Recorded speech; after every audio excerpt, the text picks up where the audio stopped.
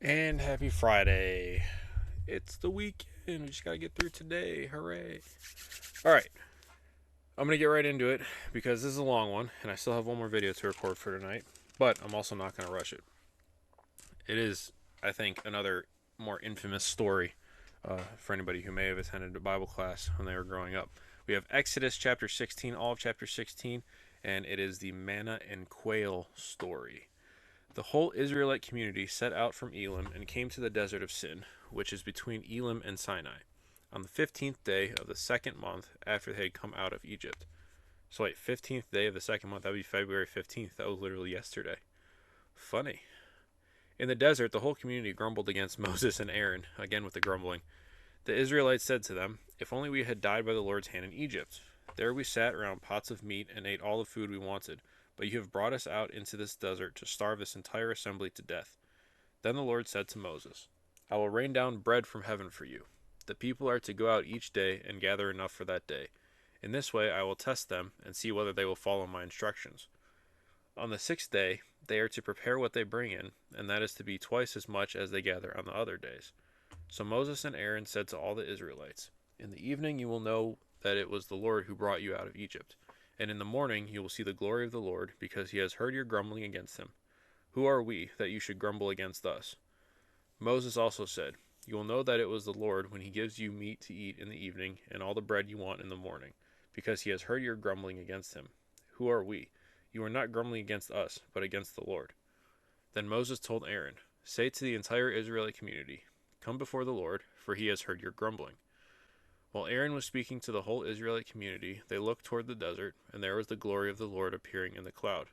The Lord said to Moses, "I have heard the grumbling of the Israelites. Tell them, 'At twilight you will eat meat, and in the morning you will be filled with bread. Then you will know that I am the Lord your God.'" That evening quail came and covered the camp, and in the morning there was a layer of dew around the camp. When the dew was gone, thin flakes like frost on the ground appeared on the desert floor. When the Israelites saw it, they said to each other, "What is it?" For they did not know what it was. Moses said to them, "It is the bread the Lord has given you to eat. This is what the Lord has commanded. Everyone is to gather as much as they need. Take an omer for each person you have in your tent." The Israelites did as they were told. Some gathered much, some little. And when they measured it by the omer, the one who gathered much did not have too much, and the one who gathered little did not have too little. Everyone had gathered just as much as they needed. Then Moses said to them, "No one is to keep any of it until morning." However, some of them paid no attention to Moses. They kept part of it until morning, but it was full of maggots and began to smell. So Moses was angry with them. Each morning, everyone gathered as much, oop, lost my place, as much as they needed, and when the sun grew hot, it melted away. On the sixth day, they gathered twice as much, 2 omers for each person. Sorry about that. And the leaders of the community came and reported this to Moses. He said to them, "This is what the Lord commanded. Tomorrow is to be a day of Sabbath rest, a holy Sabbath to the Lord. So bake what you want to bake and boil what you want to boil. Save whatever is left and keep it until morning." So they saved it until morning, as Moses commanded, and it did not stink or get maggots in it. "Eat it today," Moses said, "because today is a Sabbath to the Lord. You will not find any of it on the ground today. 6 days you are to gather it, but on the seventh day, the Sabbath, there will not be any." Nevertheless, some of the people went out on the seventh day to gather it, but they found none. Then the Lord said to Moses, "How long will you refuse to keep my commands and my instructions? Bear in mind that the Lord has given you the Sabbath. That is why on the sixth day he gives you bread for 2 days. Everyone is to stay where they are on the seventh day. No one is to go out." So the people rested on the seventh day. The people of Israel called the bread manna. It was white like coriander seed, and tasted like wafers made with honey. Moses said, "This is what the Lord has commanded. Take an omer of manna and keep it for the generations to come, so that they can see the bread I gave you to eat in the wilderness when I brought you out of Egypt." So Moses said to Aaron, "Take a jar and put an omer of manna in it. Then place it before the Lord to be kept for the generations to come." As the Lord commanded Moses, Aaron put the manna with the tablets of the covenant law so that it might be preserved. The Israelites ate manna 40 years until they came to a land that was settled. They ate manna until they reached the border of Canaan. An omer is 1/10 of an ephah. Ephah. Huh. Interesting. So it sounds good. Manna sounds good. It said it was white like coriander seed and tasted like wafers made with honey. So like little honey wafers. Those would be pretty cool to try. I don't know if eating them for 40 years would be the most appealing, but hey, it was food. They survived, and honestly, it's more than they deserve because they're. It's like children. They're just grumbling whenever something gets a little difficult now.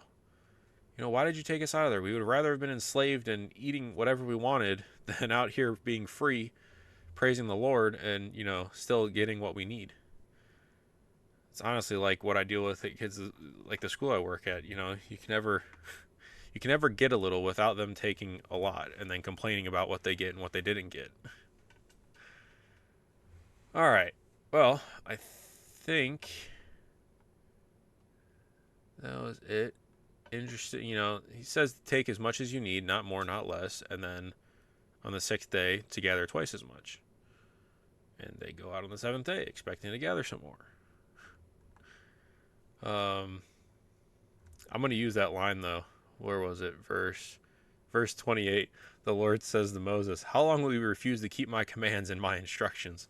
I think I'm going to test that out at school tomorrow when the kids don't listen to me, because it's inevitable at this point. Somebody's not going to. How long will you refuse to keep my commands and my instructions? Oh boy. All right. Well, let me know what you think about this. There was a lot of reading, so I'm forgetting a lot of it to kind of recap. Um, but pretty much they were complaining, even though they got what they needed. Grumbling was said about 10 times in the first 10 verses.